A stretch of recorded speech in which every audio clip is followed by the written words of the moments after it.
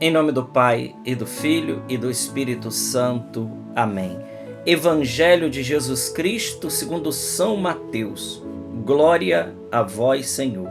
Naquele tempo, disse Jesus aos seus discípulos: Vós ouvistes o que foi dito aos antigos: Não jurarás falso, mas cumprirás os teus juramentos feitos ao Senhor.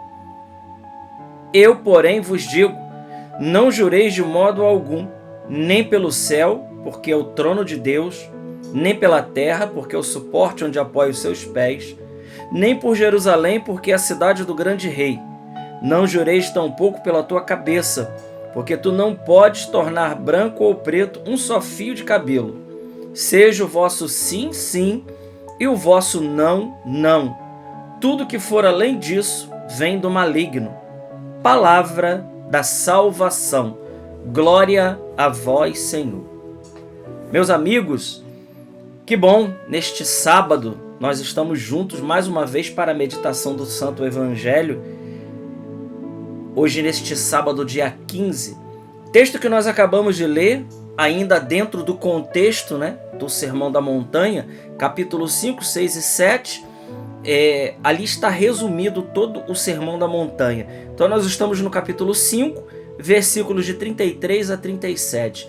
E o ponto central do nosso evangelho de hoje, Jesus está falando a respeito do juramento. Isso que a gente precisa entender também, aquilo que está relacionado no catecismo, principalmente lá no parágrafo 2150, no 2154, nós vamos ver que fazer juramento é tomar a Deus como testemunha. E isso implica diretamente no segundo mandamento da lei de Deus, que é não tomar o nome de Deus em vão. Então, fazer um juramento é chamar a Deus como testemunha dos nossos negócios. Isso é fazer juramento. E Jesus aqui está dizendo: não jureis de modo algum. Uma pergunta que a gente precisa se fazer, O juramento, ele é válido ou ele não é válido? Eu gostaria de trazer um pouco de luz a essa questão do juramento, trazendo aquilo que o próprio catecismo nos diz no número 2150. Ele diz: o segundo mandamento proíbe o juramento falso. Fazer juramento ou jurar é invocar a Deus como testemunha do que se afirma, é invocar a veracidade divina como garantia de nossa própria veracidade. E o juramento empenha o nome do Senhor, que Deus disse lá em Deuteronômio: é ao Senhor teu Deus que temerás, a ele servirás e pelo seu nome jurarás. Deuteronômio 6:13. Então a gente precisa entender essa palavra que Jesus disse aqui, não jureis de modo algum. O que Jesus está querendo chamar a atenção para nós é que o nome de Deus, ele é santo, Não tomar o nome de Deus em vão, porque já o próprio Pai Nosso nos ensina a santificar o nome de Deus, que é exatamente ao contrário de tomar o nome de Deus em vão. O juramento em si, o número 2154 do Catecismo, vai nos dizer que, segundo o ensinamento de São Paulo, a tradição da Igreja entendeu que as palavras de Jesus não se opõem ao juramento quando ele é feito por uma causa grave e justa. Por exemplo, num tribunal. No tribunal, a pessoa faz o juramento, ela, em alguns lugares, por exemplo, se coloca até a mão direita sobre a Bíblia, e lá ela está jurando diante de um tribunal, sobre o risco dela cometer aquilo que é um pecado chamado de perjúrio, que é mentir sobre juramento. Tanto é que uma pessoa no tribunal que comete perjúrio, ela vai presa, vai preso, não tem jeito. Cometer perjúrio é mentir diante de um tribunal. Então, imagina isso. Então, em casos como nos tribunais, é lícito o juramento. Mas o que Jesus aqui quer de fato nos ensinar é que nós precisamos de autenticidade, cada um de nós. Nós precisamos de fato, meus irmãos. Jesus termina o evangelho de hoje com uma palavra maravilhosa. Ele diz: seja o vosso sim, sim e o vosso não, não. Tudo que vem além disso, tudo que vem depois disso, vem do maligno. Então o que Jesus está querendo dizer é isso, né? É que o nome de Deus, ele não pode a gente não pode tomar o nome de Deus com coisas fúteis. O catecismo diz isso, né? Com coisas triviais, com coisas corriqueiras e ao tempo todo chamar a Deus como testemunha. Não, nós precisamos ter uma palavra certa, uma palavra reta. O meu sim é sim e o meu não é não. Coisa muito ruim, meus queridos, é quando a pessoa tem duas palavras, né? Isso é muito ruim. Eu me lembro que antigamente, né, os meus avós contavam que a palavra de um homem, ela bastava, ela valia. Agora você imagina a palavra de um Deus. A palavra de um Deus. Por isso, a palavra de Deus, ela é uma palavra cortante, é uma palavra salvadora. Agora, mas a palavra de um homem, ela tinha peso. Não precisava escrever papel, registrar em cartório, fazer nada do que a gente faz hoje. Se o homem dissesse, eu vou fazer isso, aquele sim era um sim. E se ele dissesse, não farei isso, o seu não também seria um não. Como nós precisamos voltar a sermos pessoas de palavra.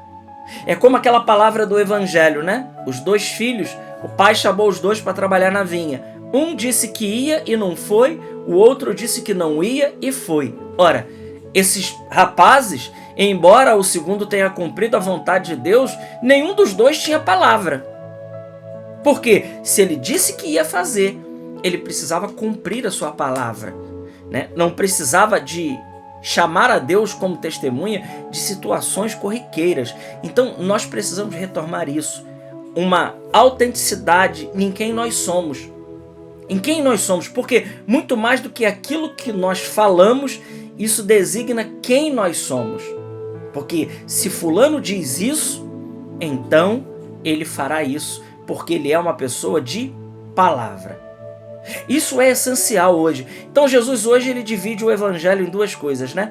Primeiro, uma explicação a respeito do juramento, que nós não devemos jurar, como Jesus diz, porque jurar é chamar a Deus como testemunha, mas em casos extremados, como por exemplo num tribunal, o juramento ele é lícito, porque na realidade ele elucida a verdade de Deus. Agora, nós precisamos retomar isso, a sinceridade do nosso coração, principalmente naquilo que nós falamos, porque aquilo que nós falamos traduz aquilo que nós somos, e isso é muito profundo para cada um de nós. Então, o Evangelho está querendo nos dizer isso, né?